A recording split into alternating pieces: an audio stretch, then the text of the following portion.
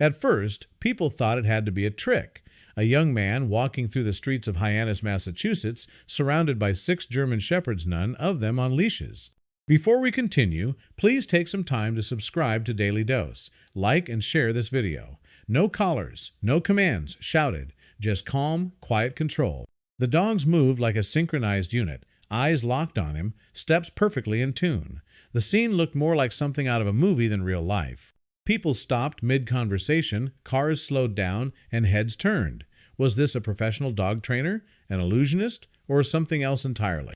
The man was Austo de Oliveira, and whether he wanted the attention or not, he had become an overnight sensation in his neighborhood. Every day, Austo would walk his 6 German Shepherds, Griffin, Harmony, Jenna, Priscilla, Hannah, and Savannah through parks and along sidewalks.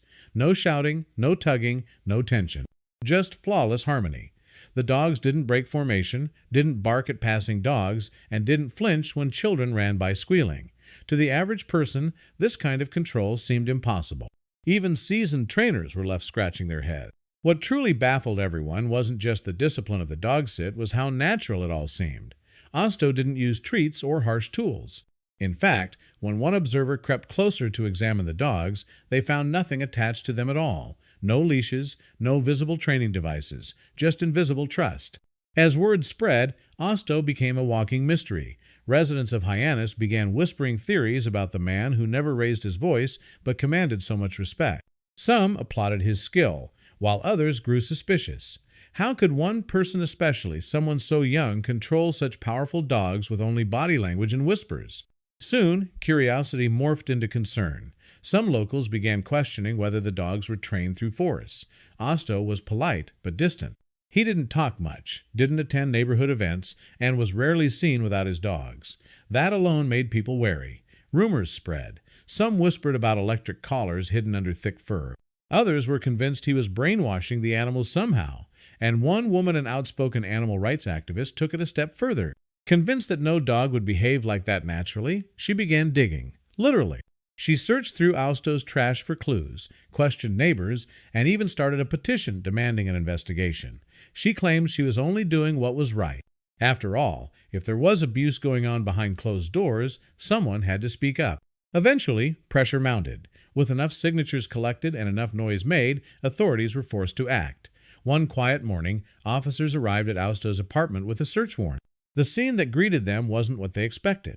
There were no cages, no kennels, no crates or chains, just a small, clean home filled with soft beds, chew toys, and bowls lined up perfectly. The dogs were lounging peacefully on the bed, curled up on the couch, resting by the door. The officers stood in silence, processing what they were seeing. This wasn't a training camp. It was a home, a family.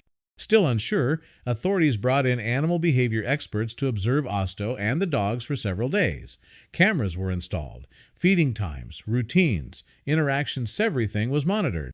And what they found left them speechless. Austo wasn't forcing the dogs to obey him. He was living with them, side by side, like a true member of their pack. Every meal was shared, every day involved long walks, and every interaction was based on mutual respect. The experts watched how Austo moved calm, intentional, consistent, and how the dogs responded without hesitation. It was as if they were wired into each other's thoughts. After thorough review, the official report came out. Not only were the dogs not being mistreated, they were thriving, physically healthy, emotionally secure, obedient not because they were scared, but because they genuinely trusted their leader. The community had misjudged him, and it was time to set the record straight. But for Austo, the scrutiny came with unexpected reward. Following the investigation, Austo's story began to spread beyond the boundaries of his town. People who had once been suspicious now stood in awe. The very rumors that once fueled mistrust were now fueling admiration. Parents, dog owners, and even professional trainers began reaching out, asking how he did it, what secret technique or method allowed him to build such loyalty and discipline among his dogs. Austo wasn't the type to brag or seek the spotlight, but he realized he could turn his lifelong bond with dogs into something bigger. He opened a small training center called Griffin Shepherd Kennels, named after his oldest and most loyal dog. There, Austo began helping other dog owners build the same trust and connection with their pets, not through harsh training tools or gimmicks, but through understanding, consistency, and care. Word spread fast. His small center quickly gained national attention. Videos of Osto walking his pack, giving subtle gestures that the dogs immediately followed, went viral. People couldn't believe that 6, sometimes even more, large German shepherds could move through crowds, across streets, and through loud, chaotic spaces without a single leash. It was like watching ballet with fur and paw. One clip showed Osto leading his pack through downtown Boston, one of the busiest cities in the Northeast. Horns blared, people shouted, and yet his dogs walked in perfect unison, eyes never leaving him. That video alone racked up millions of views in just a few days. But Osto never let the fame change who he was. He stayed humble, focused on the dogs, and quietly kept changing lives, both human and canine. Clients came to him with aggressive or anxious dogs and left with calm, balanced companions. He wasn't just training pets, he was healing relationships. In interviews, when asked about his secret, Osto would always smile and say, "There's no shortcut. You earn a dog's respect the same way you earn a person's, with time, love, and honesty." His approach was rooted in patience. He woke up at 5 a.m. every day to walk, feed, and play with his dogs. They ate fresh food, got daily exercise, and received endless affection. He didn't just give them orders, he gave them purpose. Each of his German shepherds had a role. One was trained to alert him to strangers, another kept watch when he was working, and yet another helped calm anxious dogs during training sessions. They weren't just pets, they were teammates. Eventually, Osto's story became one of redemption, not just for him, but for an entire community that had rushed to judgment. The very people who once peeked through his windows now brought their children to his dog training workshops. The neighbor who had organized the petition wrote him a public letter of apology.